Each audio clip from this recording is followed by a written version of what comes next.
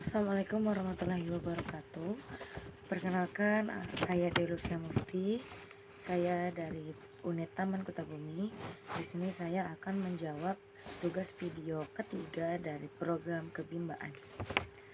Soal yang pertama yaitu jelaskan dasar hukum dalam menerapkan metode bimba yang Anda pahami. Yang saya pahami adalah ketentuan yang dapat dipahami tujuannya yang menjadi landasan dalam menerapkan metode bimba dan akan memiliki dampak jika tidak dipahami dan diterapkan dengan benar. Lanjut, mengapa relawan bimba IWO diwajibkan menerapkan fun learning di dalam proses membimbakan? Karena motivator harus mampu memberikan pengalaman positif kepada anak bahwa belajar itu menyenangkan, sehingga anak senang, tertarik, dan bersemangat untuk belajar. Pertanyaan ketiga yaitu mengapa relawan bimba IWO diwajibkan menerapkan small step system di dalam proses membimbakan? Karena agar proses belajar yang menyenangkan dapat tercipta dan motivator harus mengetahui kemampuan dan kemauan setiap anak-anak. Lanjut, mengapa relawan bimba diwajibkan menerapkan individual system di dalam proses membimbakan? Karena agar anak semangat belajar semakin hari semakin mengelola dan agar proses belajar dapat dilakukan secara bertahap. Lanjut, bagaimana hubungan antara metode bimba dengan minat belajar? Hubungan antara metode bimba dan minat belajar sebenarnya cukup erat karena metode bimba dirancang untuk menumbuhkan minat belajar terlebih dahulu. Jadi di bimba anak tidak langsung dipaksa untuk menguasai materi. Lanjut, di antara ketiga metode utama bimba, mana yang harus kita capai terlebih dahulu? Mengapa?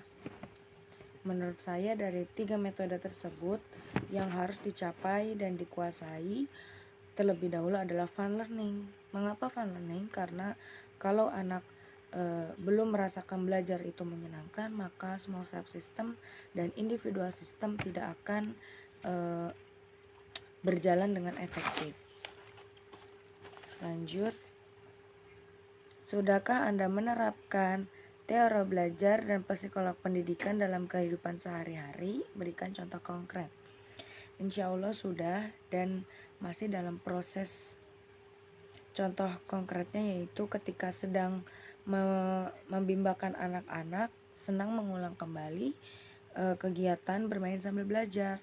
Lalu ketika anak semakin diulang-ulang dan dilatih, maka anak akan semakin mampu.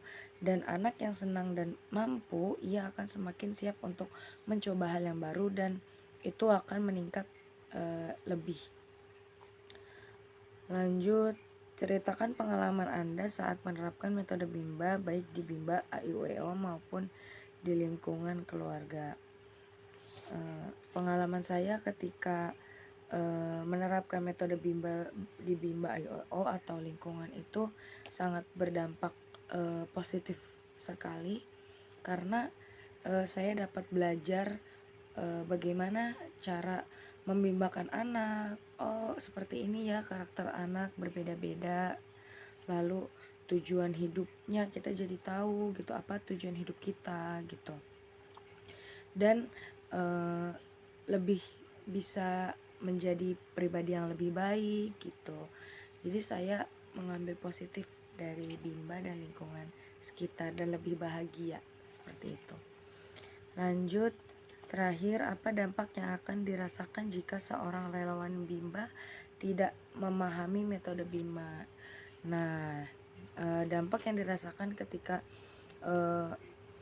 seorang relawan bimba tidak menerapkan metode bimba atau tidak memahami metode bimba, itu anak akan merasa belajar adalah beban, akan terpaksa belajarnya gitu, bosan dan tidak mau mengulang apa yang sudah dipelajari, dan anak lebih suka bermain game sehingga malas belajar. Jadi kita sebagai relawan, kita harus bisa memahami metode bimba yang sudah ditetapkan. Terima kasih. Kurang lebihnya mohon maaf. Billahi taufik wal hidayah. Wassalamualaikum warahmatullahi wabarakatuh.